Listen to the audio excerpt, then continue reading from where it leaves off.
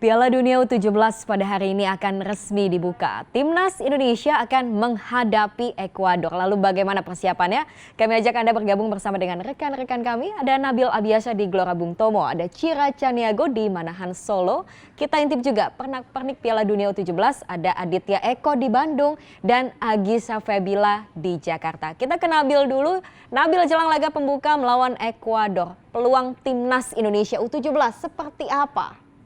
Peluang Indonesia di laga perdana Piala Dunia U17 menghadapi Ekuador sangatlah besar. Karena apa? Ada sejumlah faktor non-teknis yang menguntungkan Indonesia untuk bisa minimal mencuri poin atau mungkin juga bisa meraih kemenangan menghadapi Ekuador. Salah satunya adalah faktor status dari Timnas Indonesia sebagai tuan rumah Piala Dunia U17. Di belakang saya ini adalah Stadion Gelora Bung Tomo yang nantinya akan menjadi venue untuk pertandingan antara Indonesia menghadapi Ekuador. Dan kapasitas dari Stadion Gelora Bung Tomo ini adalah 44.200 penonton dan PSSI sendiri sudah merilis bahwa seluruh tiket pertandingan laga perdana ini sudah habis terjual. Jadi dapat dipastikan bahwa tidak ada kursi yang kosong di dalam Stadion Gelora Bung Tomo ini.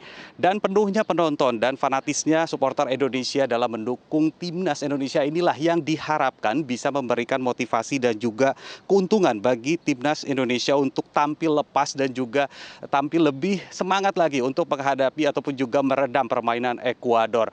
Memang Ekuador sendiri menjadi salah satu tim yang diunggulkan di grup ini untuk bisa lolos ke fase gugur, tapi Indonesia juga ini bisa meraih peluang lah untuk bisa lolos ke babak gugur. Karena apa? Karena Indonesia sendiri statusnya sebagai tuan rumah inilah yang bisa menjadi peluang Indonesia untuk bisa melaju terus ke babak gugur. Karena apa? Indonesia juga ini dihuni oleh beberapa pemain yang sudah tidak asing lagi. Mereka adalah para pemain timnas U16 yang saat berlaga di AFF 2022 lalu di Indonesia ini berhasil meraih juara setelah mengalahkan Vietnam 1-0. Ada beberapa pemain juga yang sudah berlaga di laga tertinggi Indonesia yaitu Liga 1, seperti ada Muhammad Iqbal, lalu juga ada Nabil Asyuro, Ahmad Zidane, Vigo Dennis, hingga ada juga striker yang saat ini sedang naik daun yaitu adalah Arkan Kaka. Belum lagi Indonesia juga dihuni oleh 3 pemain diaspora yang diharapkan bisa membantu ataupun juga melengkapi permainan Indonesia untuk bisa tampil lepas ataupun juga unjuk gigi lah di Piala Dunia U17 ini. Namun ada memang beberapa faktor yang perlu diwaspadai oleh timnas Indonesia seperti yang dikatakan oleh Coach Bima Sakti dalam beberapa kesempatan. Mereka mengatakan bahwa Indonesia saat ini kondisi pemainnya memang agak sedikit gugup untuk menghadapi laga perdana karena Indonesia sendiri merupakan salah satu timnas yang perdana tampil di Piala Dunia. Tapi itu semua sudah diantisipasi oleh para pelatih agar para pemainnya untuk tampil lepas, apalagi di hadapan ribuan penonton yang akan memberikan motivasi secara langsung. Nah, jika melihat pada pertandingan kali ini yaitu menghadapi Ekuador, Indonesia juga perlu mewaspadai para pemain Ekuador. Salah satunya ada pemain Ekuador yang harus diwaspadai yaitu adalah strikernya Alen Obando. Nah, Alen Obando ini merupakan pemain di laga tertinggi di liga tertinggi Ekuador yaitu di Barcelona SC. Dia sudah bermain sebanyak 10 kali di timnas Ekuador dan dari 10 kali main tersebut dia sudah berhasil mencetak 5 gol dan juga 1 assist. Kontribusinya cukup besar sekali di timnas Ekuador. Belum lagi Obando ini juga bermain sangat baik sekali di klubnya yaitu di Barcelona SC. Dia sudah bermain 6 kali dan juga sudah berhasil mencetak 1 gol. Untuk pemain sekelas umur 17 tahun bermain di kasta tertinggi, ini merupakan salah satu pencapaian yang cukup tinggi sekali. Nah, tapi di Indonesia sendiri diharapkan bisa meredam, apalagi para pemain Indonesia juga sudah berpengalaman ya. Salah satunya adalah Muhammad Iqbal. Iqbal ini adalah bek yang cukup tangguh di saat AFF tahun lalu 2022. Iqbal bermain cukup lugas, dia juga bisa membaca permainan dari lawan dan bermain juga cukup dewasa untuk usianya 17. Sehingga diharapkan Indonesia ini bisa meredam permainan Ekuador sehingga bisa minimal mencuri poin lah untuk bisa mengharapkan lolos ke babak berikutnya itu adalah fase gugur. Nah, nanti kita tunggu saja bagaimana permainan dari timnas U17 ini yang akan berlangsung pada pukul 7 malam nanti. Dan diharapkan dengan dukungan supporter seluruhnya ini bisa memberikan motivasi lebih dan juga para pemain bisa tampil lepas dan bisa menghajar Ekuador. Silvi. Di Surabaya, bagaimana dengan di Solo? Ada Cira Caniago di Stadion Manahan. Cira, laga pembuka grup B juga akan dimulai pada hari ini, lalu bagaimana persiapannya? Jauh lebih matang, Silvi dan juga saudara, dibandingkan H-1 sebelum perhelatan Piala U Dunia U17 di Solo. Yang dimana pada siang hari ini terlihat sejumlah pihak ini sedang melakukan rehearsal seperti itu ya untuk kick-off perdana pada sore nanti. Yang dimana tidak hanya Surabaya, melainkan juga Stadion Manahan di Solo ini juga nanti akan melakukan kick-off perdana pada sore hari ini. Nah, untuk siang kali ini, sejumlah relawan tampak sedang melakukan latihan seperti itu ya, untuk membentangkan bendera atau logo FIFA dan juga Piala U Dunia 17 di dalam lapangan atau Stadion Manahan. Selain itu juga tadi pihak terkait melakukan perawatan kembali untuk rumputnya yang akan nanti digunakan oleh grup B saat melakukan laga babak penyisihan pada pukul 4 sore dan 7 malam nanti, dan tribun-tribun yang terdapat di dalam stadion ini pun juga sudah dibersihkan dan dirapikan agar penonton yang menonton ini bisa menonton dengan nyaman. Selain itu, jika kita melihat bagaimana persiapan bagi sejumlah timnas yang akan melakukan babak penyisihan di Stadion Manahan atau grup B ini, memang kalau kita mengulas kembali nanti pada pukul 4 sore untuk Uzbekistan melawan Mali. Ini ternyata akan diprediksi menjadi pertandingan yang cukup ketat karena ternyata dari masing-masing timnas ini akan mengharapkan atau memprediksi bisa memenangkan 3 poin dari masing-masing timnas. Selain itu juga terkait terkendalanya cuaca, ternyata mereka tidak merasa ada terkendala karena memang iklim di negara masing-masing dengan iklim di negara Indonesia ini saat melakukan pelatihan 3 kali di kota Solo ini mereka tidak ada permasalahan. Nah, untuk tim Spanyol melawan Kanada pada pukul 7 malam nanti juga ternyata mereka saling waspada seperti itu ya, di mana ternyata tim Spanyol ini perlu memperhatikan bagaimana kelincahan bagi para pemain Kanada karena memang dikenal mereka itu merupakan pemain yang cepat gitu ya. Dari pelatih dari timnas Spanyol sendiri menyebutkan mereka ini khawatir bahwa akan merusak barisan dari para pemainnya nanti pada laga kick-off pada pukul 7 siang, maksud kami 7 malam nanti. Begitu juga dari tim Kanada juga perlu mewaspadai bagi para pemain elit dunia di timnas Spanyol karena salah satu ada Marc Guiu yang menjadi salah satu perhatian bagi timnas Kanada nanti pada melakukan babak penyisihan pada pukul 7 malam nanti. Nah, bagi para penonton yang rencananya akan menonton langsung di Stadion Manahan, perlu diperhatikan bahwa dari pemerintah Kota Solo ini tidak menyediakan lapangan parkir di dalam Stadion Manahan, melainkan nanti akan menyediakan sejumlah kantong parkir di 4 lokasi yang dimana nanti disediakan juga sejumlah shuttle bus yang dimana jam operasionalnya ini mulai dari pukul 12 siang, mulai dari sekarang hingga pukul 5 sore. Nanti untuk jam kepulangan dari Stadion Manahan menuju 4 lokasi tersebut mulai pukul 7 malam hingga pukul 11 malam waktu Indonesia Barat. Namun perlu diperhatikan nih bagi para penonton yang nanti akan menggunakan shuttle bus bahwa persyaratan untuk menggunakan shuttle bus itu wajib untuk menunjukkan tiket nonton dan juga harus membayar sebesar Rp6.000 untuk satu orangnya. Dan untuk terkait dari pengamanan dari TNI Polri pun juga nanti akan dilakukan di ring 3 atau di sekitar luaran Stadion Manahan, yang dimana nanti akan dikerahkan sekitar 4.036 personil gabungan dari TNI Polri yang akan mengamankan sekitar Stadion Manahan karena memang untuk ring 1 dan ring 2 ini sudah menjadi pihak dari FIFA yang akan melakukan pengamanan, namun untuk pihak TNI Polri nanti akan berjaga sekitar Stadion Manahan. Selain itu juga jika memang nanti pihak ataupun masyarakat yang berencana tetap ingin membawa kendaraan pribadi memang diperkenankan oleh pemerintah Kota Solo, yang dimana nanti akan diparkirkan kendaraannya di sekitar Stadion Manahan, yakni jaraknya sekitar 400 hingga 600 meter atau bisa ditempuh dengan jalan kaki ke dalam Stadion Manahan. Namun untuk titik-titiknya itu bisa dilihat melalui sosial media dari PSSI terkait dari lokasi mana saja yang nanti jika memang penonton ingin membawa kendaraan pribadi. Sementara demikian, Silvi, kembalikan dari studio.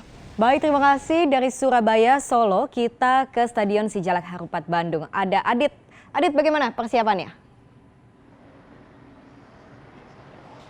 Baik Silvi dan juga saudara, memang sangat berbeda suasana yang ada di Surabaya, Solo dibandingkan dengan stadion yang ada di Bandung atau Sijalak Harupat yang ada di kawasan Bandung, Jawa Barat.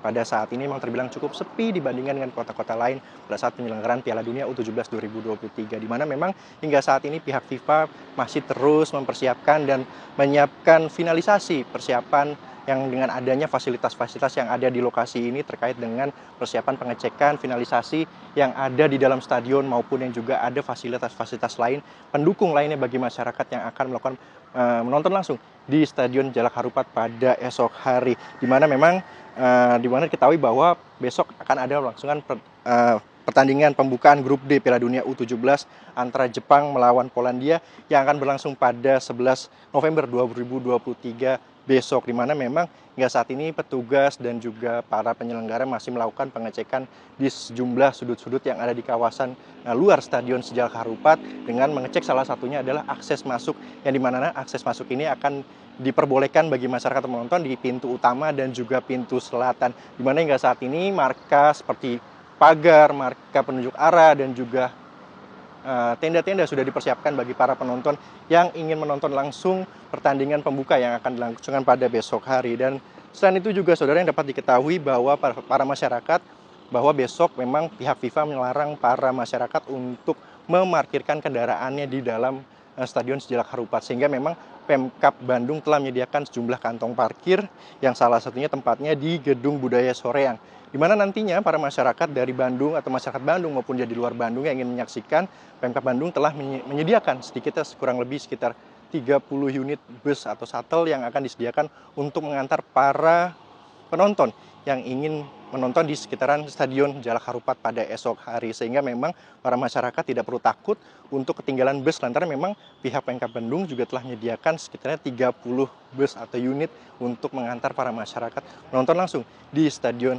Jalak Harupat Bandung, Jawa Barat. Dan selain itu juga dalam segi aspek keamanan, pihak kepolisian Polda Jawa Barat juga telah menyediakan atau telah menyiapkan sekitar 2.800 pihak kepolisian gabungan yang akan melangsungkan atau mengamankan jalannya pertandingan yang akan berlangsung pada esok hari, di mana pengamanan akan berlapis mulai dari depan, mulai dari lalu lintas hingga penjagaan di depan dan juga penjagaan yang ada di dalam stadion untuk mengamankan jalannya pertandingan yang akan berlangsung jelang laga perdana besok. Dan selain itu juga memang hingga saat ini memang terdapat sedikitnya 6.000 tiket yang sudah terjual, dan di mana 1.000 diantara yang merupakan penonton Jepang yang akan menonton langsung tim kesayangannya pada esok hari. Demikian Silvi.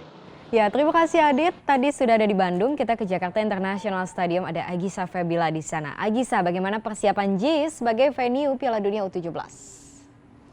Ya Silvi, sama dengan 3 stadion lainnya, Jakarta International Stadium juga sudah siap diberlakukannya pertandingan Piala Dunia U17. Dan memang hal ini juga disampaikan oleh Direktur Utama Jakpro, di mana proses penyempurnaan JIS baik di area luar maupun utamanya di lapangan utama Jakarta International Stadium ini sudah 100% rampung dilakukan penyempurnaan dan siap untuk dilakukannya pertandingan Piala Dunia U17 mendatang. Dan memang kalau untuk hari ini sendiri belum ada pertandingan yang dilakukan di dalam JIS, namun pertandingan baru akan dimulai pada esok, di mana laga pertandingan pertama ini akan dibuka dari Timnas Inggris melawan Kaledonia Baru yang merupakan bagian dari grup C. Untuk di Jakarta International Stadium ini sendiri juga akan dilakukan pertandingan untuk babak kualifikasi grup E dan juga grup C.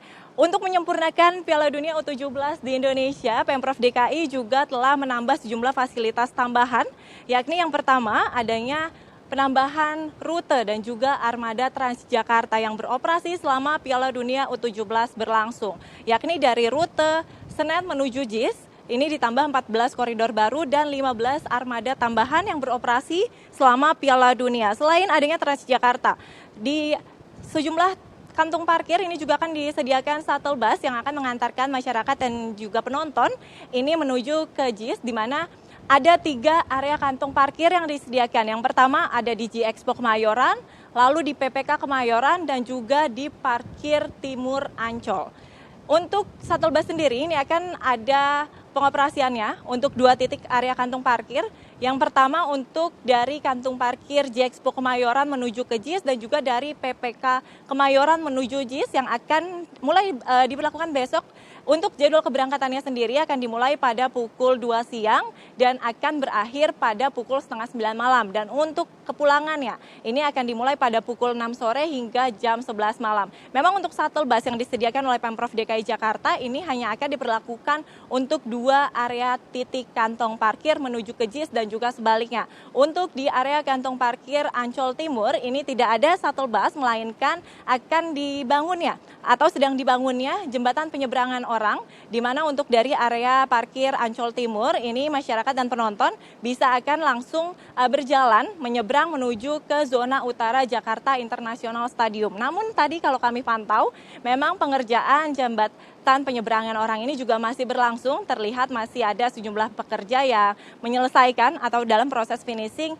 JPO tersebut, dan tentunya diharapkan oleh masyarakat JPO ini sudah bisa digunakan esok pada pertandingan pertama Inggris melawan Kaledonia Baru, sehingga masyarakat yang menonton dan memarkirkan kendaraannya di area parkir Ancol Timur ini sudah bisa menggunakan JPO tersebut. Selain itu, memang untuk area kantong parkir sendiri di Gxpo Kemayoran ini bisa menampung sekitar 8.000 mobil. Dan untuk kendaraan roda 2 atau motor ini bisa menampung sekitar 20.000. Dan untuk di PPK Kemayoran ini sendiri jumlahnya jauh lebih sedikit, yakni hanya bisa menampung 144 mobil dan juga 200 kendaraan roda 2 atau motor. Dan memang untuk hari ini tidak terlihat adanya animo masyarakat di sekitar JIS, namun memang proses pengecekan kembali oleh baik dari pihak FIFA maupun panitia ini masih terus dilakukan. Sementara demikian, Silvi kembali ke studio.